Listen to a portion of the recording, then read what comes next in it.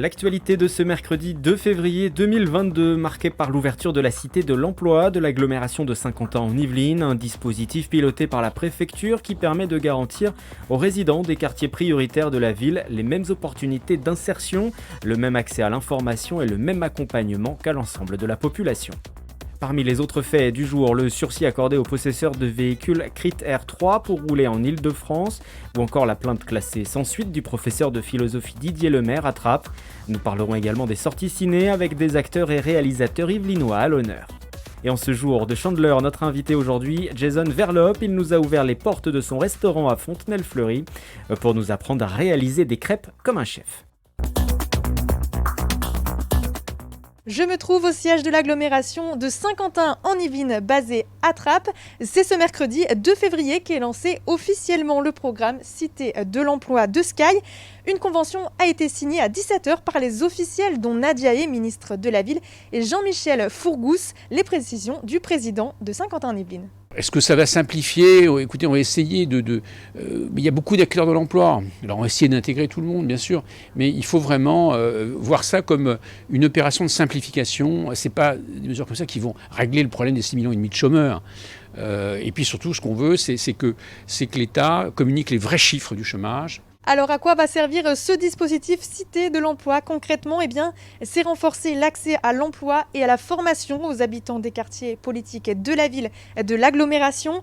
Ils disposent d'un taux de chômage plus élevé que la moyenne et l'objectif, c'est leur garantir les mêmes opportunités de réinsertion que le reste de la population. On écoute le responsable. C'est vraiment de la coordination de réseaux, d'acteurs économiques, d'acteurs liés à l'emploi, pour faire en sorte que les publics qui échappent parfois aussi à ces dispositifs et qu'on trouve principalement dans les quartiers prioritaires puissent en bénéficier dans les meilleures conditions. Un déploiement sur le territoire piloté par la préfecture. La Cité de l'Emploi de Saint-Quentin-en-Yvelines est accompagnée par le ministère de la Ville à hauteur de 200 000 € sur 2 ans. L'actualité de ce 2 février, c'est également l'enquête pour menaces visant le professeur de philosophie Didier Lemaire, classé sans suite. Le parquet de Versailles abandonne les investigations sur les attaques qu'aurait subi l'enseignant à Trappes, faute d'éléments probants. Ce dernier nous a confié ne pas être surpris, les propos retenus pouvant s'apparenter à des opinions. Le maire de Trappes, qui s'était opposé au professeur, a posté de son côté un billet sur son compte Facebook. Ce professeur de philosophie était donc bel et bien un mythomane qui a inventé des menaces fictives pour exister médiatiquement.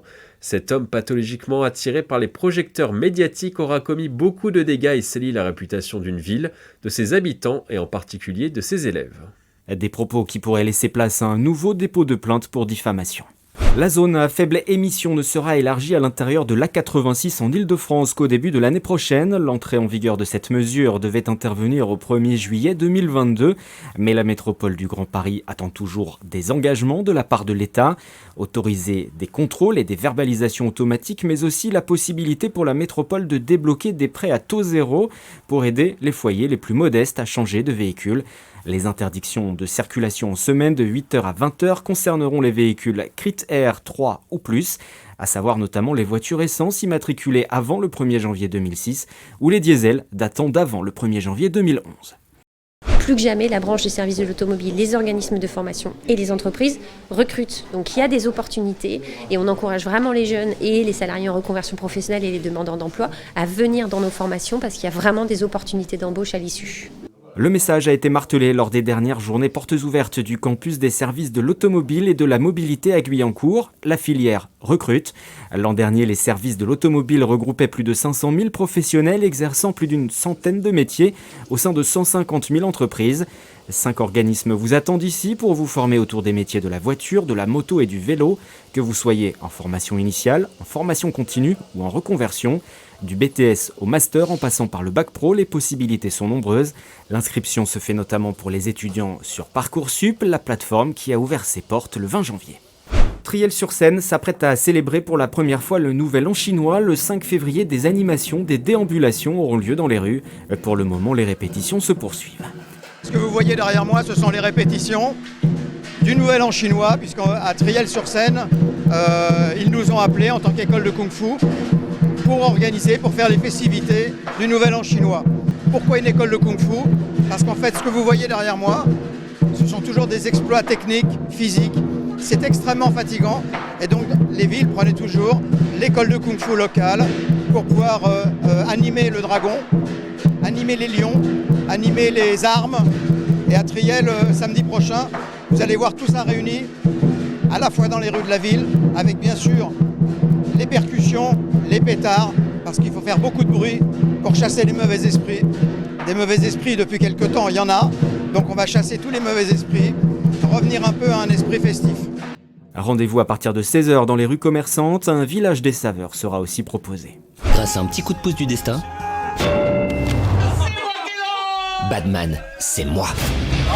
Ce 2 février, sorti en salle de super-héros, malgré lui, l'Yvelinois Philippe Lachaud et sa bande à nouveau sur grand écran pour une parodie des films Marvel et DC Comics.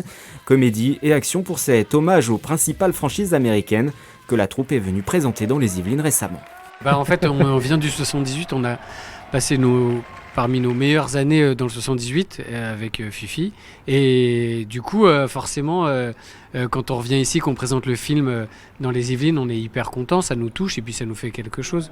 Donc c'est important pour nous. Ouais. Nous, on vient de la Celle Saint-Cloud. Donc nous, le cinéma à l'époque, c'était le cinéma de Parly 2. On y allait tout le temps. Puis voilà, on y allait en bande et tout. Donc ouais, retour aux sources, on adore. Eux aussi sont originaires des Yvelines, de Montfort-l'Amaury, Grégoire Ludig et David Marseille. Les 2 comédiens du Palmachot sont de retour avec leur nouveau film Les Vedettes, sorti prévu le 9 février, avant-première ce 5 février à 20h30 à l'UGC à Montigny-le-Bretonneux. La rencontre de Daniel, chanteur raté et endetté, et de Stéphane, vendeur d'électroménager, plutôt doué aux jeux télévisés. Je sais pas si vous en avez conscience, mais vous avez un énorme potentiel. Si, en plus j'en ai conscience. Oui, c'est vrai.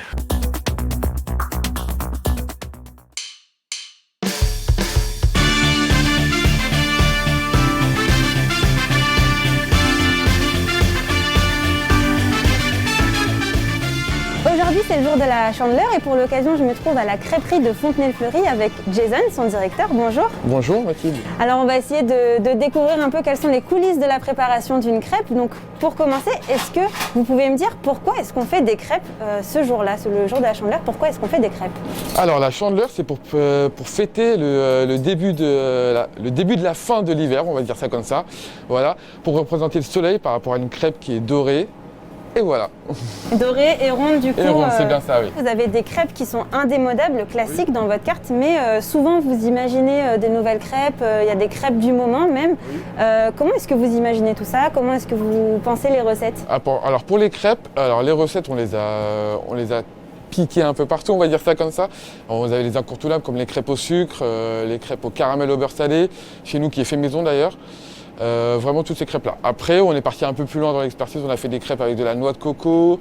On rajoute des boules de glace artisanales dessus. Vraiment, c'est des crêpes énormes, on va dire ça comme ça. Vraiment, c'est quelque chose qui est vraiment pas mal voilà, pour plaire à une nouvelle clientèle un peu plus jeune, pour sortir un peu de ce que tout le monde connaît.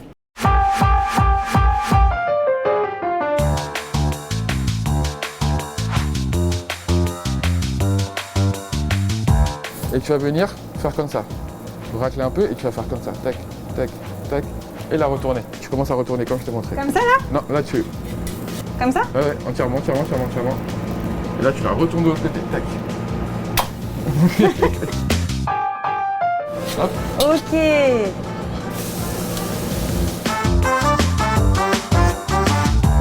Est-ce que vous avez un ingrédient secret dans la préparation de votre crêpe? Est-ce que je dois vous le dire à vous? Mais oui, on en a... Alors nous, personnellement, nous ne mettons pas de... Notre farine est bio, importée directement de Bretagne. C'est très important pour nous. Et voilà. Et le petit secret qu'on aura, ce sera mettre un peu de miel de fleur pour rapporter ce côté un peu sucré-salé dans la galette. D'accord. Et du coup, souvent, on met du rhum ou de la bière dans la préparation d'une crêpe. On dit que ça la rend meilleure. Est-ce que vous, c'est ce que vous faites ou est-ce qu'au contraire, vous ne le faites pas du tout? Enfin, qu'est-ce que vous en pensez? Moi, je pense qu'il n'y a pas besoin si on a des recettes de base. Ça dépend vraiment des goûts. À la maison, peut-être un peu de bière ou du rhum. Et voilà, c'est pas obligatoire, c'est vraiment pour rajouter un peu de goût.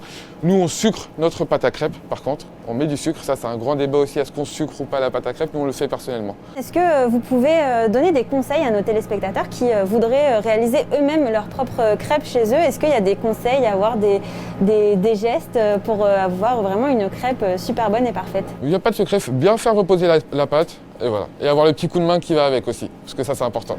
Le petit coup de main, le retourné de crêpe, c'est ça? Exactement, voilà. Soit vous avez une crêpière ou une bilique, ça dépend de comment on l'appelle, et vous avez le petit coup de main en rond, ou soit vous avez une poêle directement et vous la faites tourner et vous la retournez. Merci beaucoup Jason pour tous ces conseils. Maintenant vous en saurez un petit peu plus, j'espère, sur la chandeleur, mais également sur comment préparer des bonnes crêpes.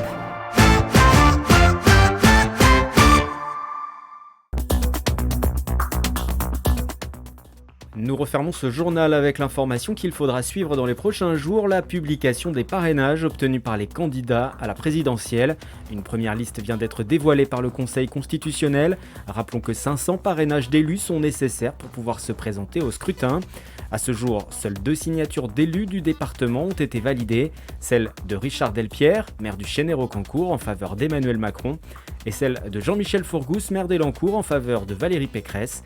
La liste sera actualisée chaque mardi, chaque mercredi jusqu'au 4 mars, 18h.